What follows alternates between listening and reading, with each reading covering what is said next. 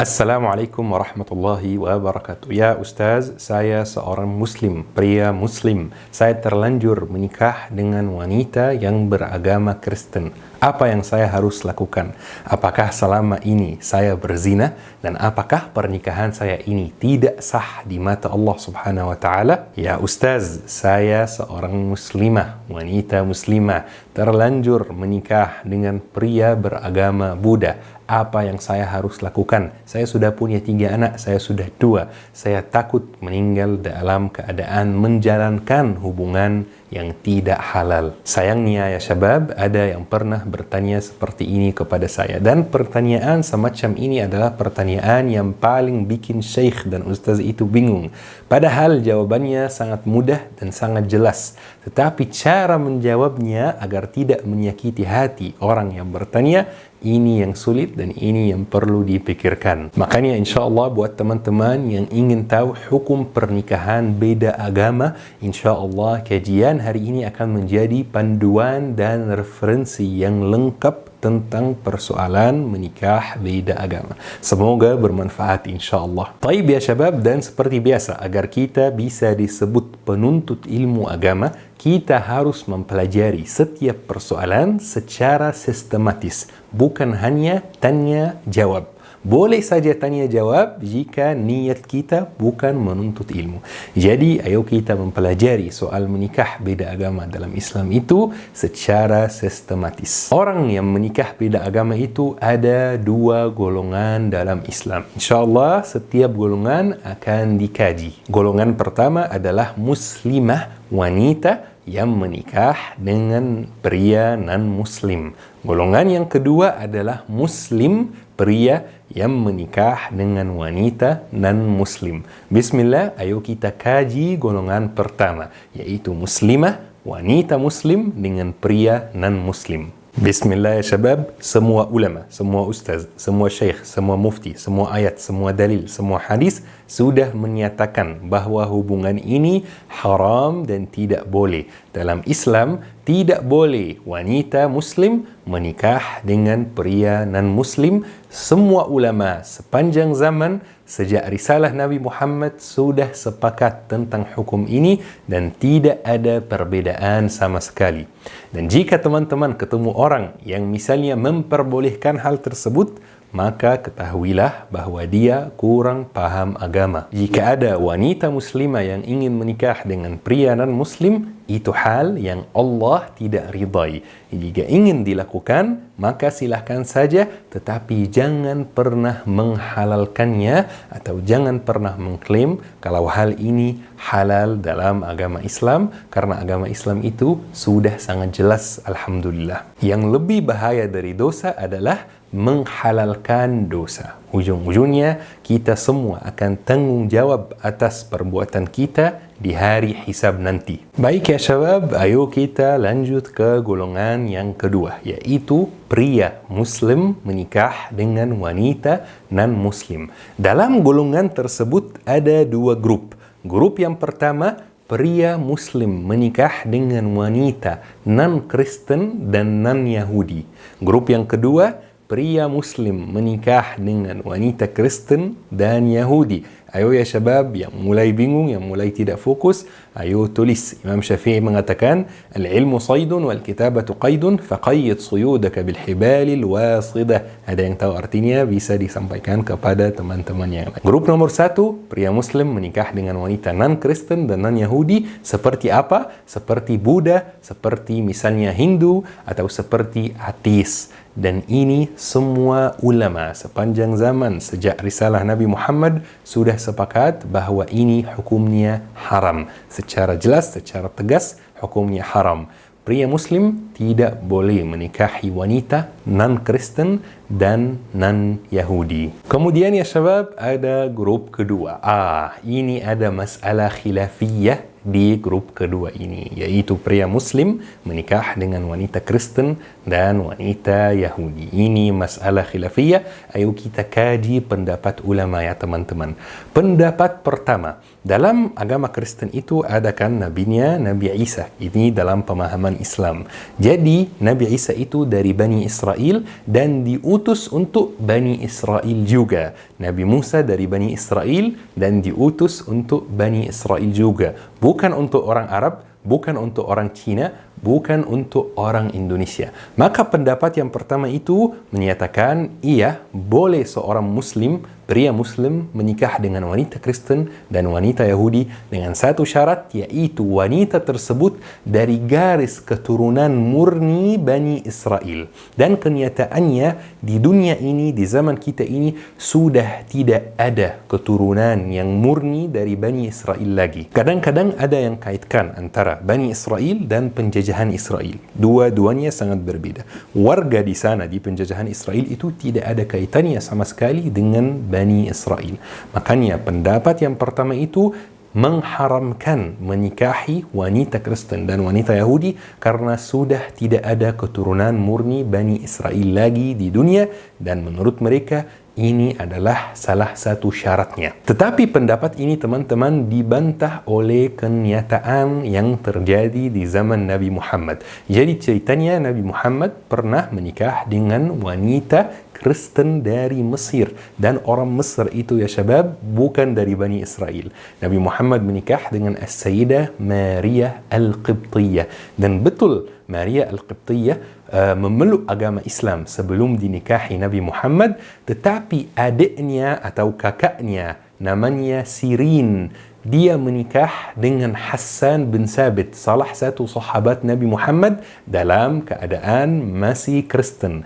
Jika tidak boleh, pasti Rasulullah akan menegur dia, pasti Rasulullah akan melarang dia. Tetapi kenyataannya Rasulullah memperbolehkan dia menikahi Sirin yang masih beragama Kristen, walaupun Sirin itu orang Mesir, dan orang Mesir itu jelas bukan dari Bani Israel. Ini pendapat yang pertama ya syabab. Dan penuntut ilmu yang benar itu tidak boleh memihak atau terlalu memihak salah satu pendapat, harus mempelajari semua pendapat dulu. Kemudian ya syabab, pendapat yang kedua. Pendapat yang kedua itu menyatakan bahwa menikah dengan wanita Kristen atau wanita Yahudi itu boleh dan hukumnya halal walaupun dia bukan dari garis keturunan Bani Israel yang murni. Jadi wanita misalnya Kristen dari Indonesia, wanita Kristen dari Mesir, wanita Kristen dari Amerika Serikat, itu boleh.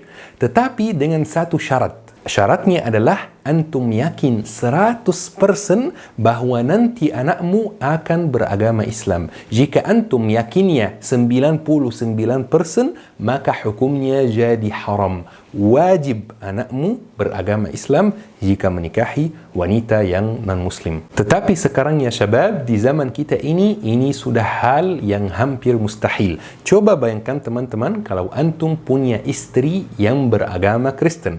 Kemudian misalnya ini sudah waktunya mudik, tetapi antum masih ada kegiatan lain, jadi antum tidak bisa ikut mudik ke keluarga istri. Jadi istri mudik sendiri dan membawa anak-anak antum yang beragama Islam.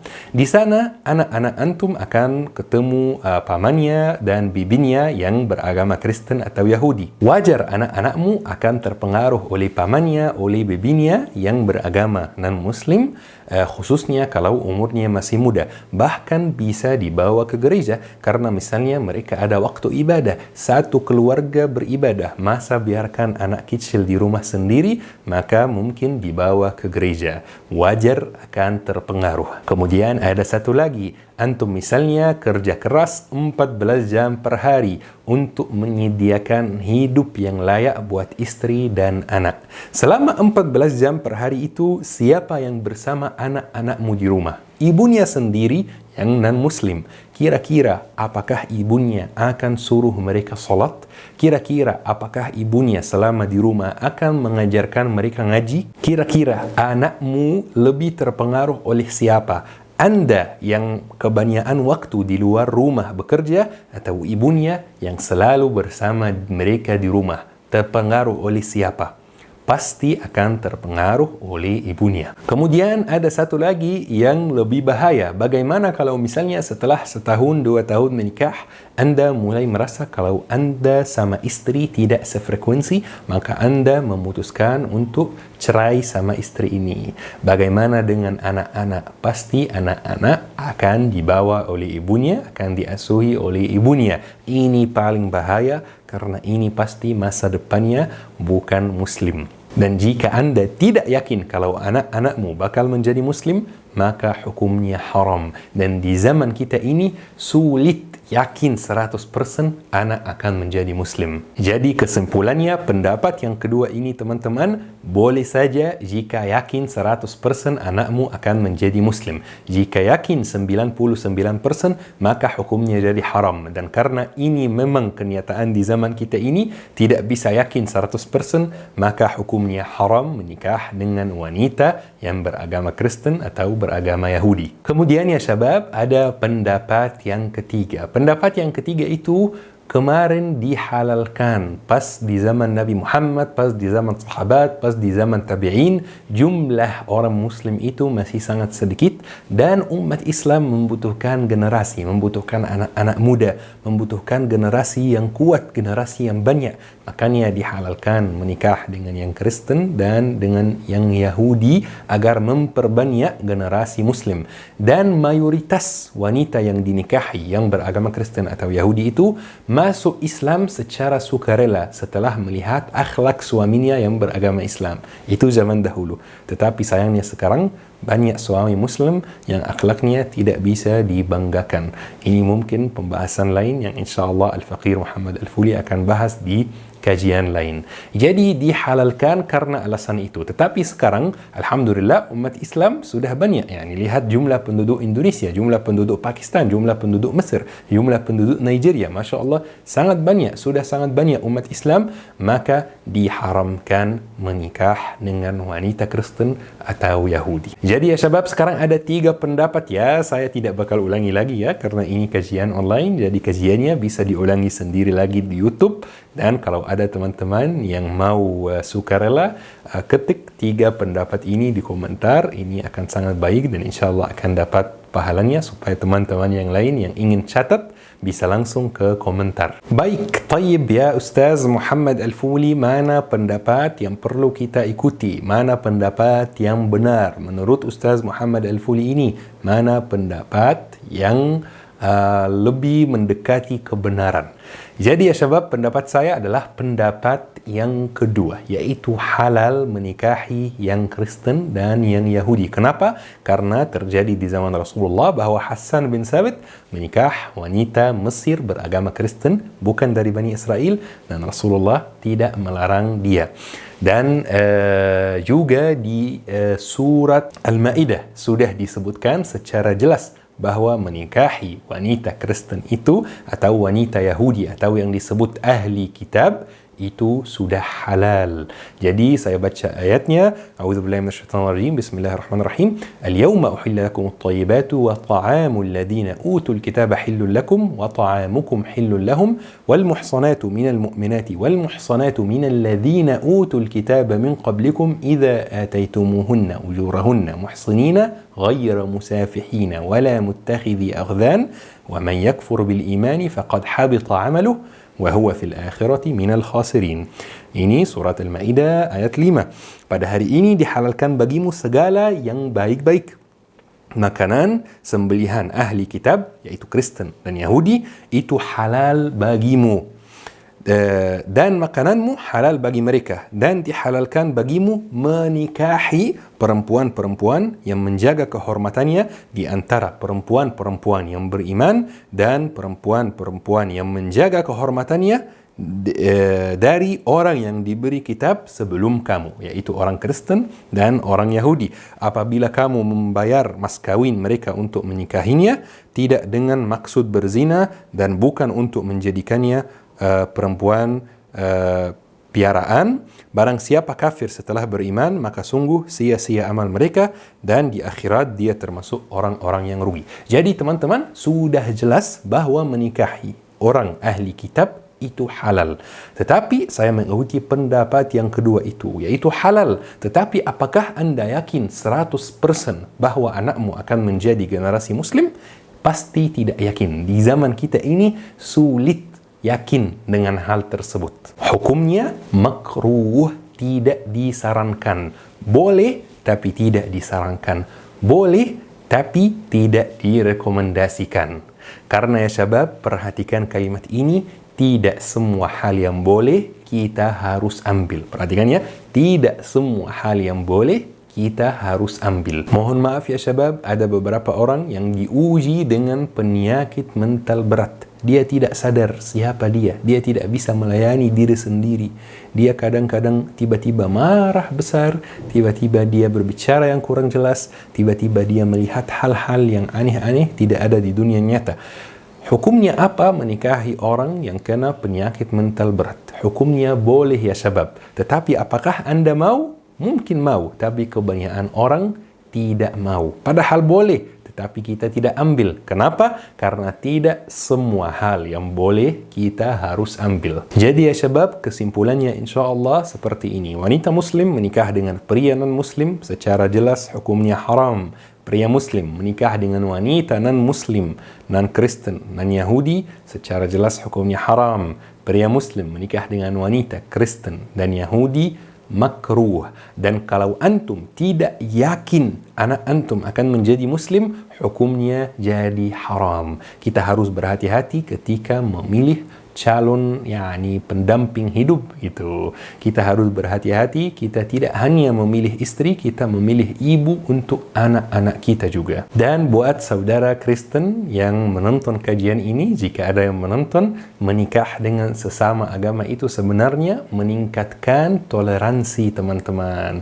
Karena kadang-kadang terjadi masalah antara keluarga. Misalnya pria muslim menikah dengan wanita Kristen. Kadang-kadang terjadi masalah antara keluarga, masalah antara mertua dan menantu. Itu hal yang biasa, masalah keluarga. Tetapi kadang-kadang masalah keluarga ini ditarik ke ranah agama oleh pihak ketiga yang tidak bertanggung jawab, oleh pihak ketiga yang tidak mau menjaga persatuan negeri kita tercinta NKRI. Sehingga menjadi masalah antara Muslim dan Kristen gara-gara masalah keluarga biasa. Rasulullah memerintahkan kita untuk tidak menzalimi yang non-muslim, untuk menghargai yang non-muslim. Rasulullah bersabda, "Man adha dhimmiyan faqad adhani." Barang siapa yang menyakiti zimmi, yang menyakiti non-muslim, maka dia menyakiti aku sendiri. Masya Allah. Kalau teman-teman yang non-muslim mau tahu hak non-muslim atas orang muslim, bisa baca Al-Uhda Al-Umariyah. Ketik di Google Al-Uhda Al-Umariyah atau Perjanjian Umar atau Surat Jaminan oleh Umar. Masya Allah, luar biasa. Semoga insya Allah kajian hari ini sudah jelas. Jika ada pertanyaan lebih lanjut, bisa di komentar. Tapi mohon maaf, maafkan saya jika tidak bisa menjawab semua komentar.